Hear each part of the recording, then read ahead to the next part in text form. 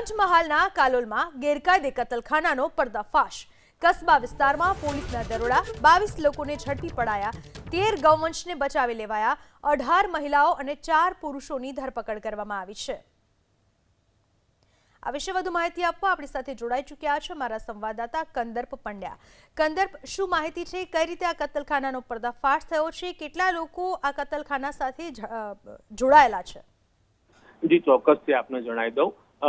ગત રોજની વાત છે। કાલોલ પોલીસ અને ડીવાયએસપી અને પીઆઈ સહિતનો સ્ટાફ જે પેટ્રોલિંગ દરમિયાન કાલોલના કસ્બા વિસ્તારની અંદર બાતમીના આધારે તેમણે એક જે જગ્યાએ રેડ પાડી હતી તે જગ્યા પરથી 13 ગૌવંશને જીવતા બચાવી લેવામાં આવ્યા છે। સાથે સાથે 22 જે લોકો છે એમને જે કતલખાનાની અંદર કામગીરી કરી રહ્યા હતા, કતલખાના સાથે જોડાયેલા હતા, તેવા 22 લોકોને ઝડપી પાડવામાં આવ્યા છે।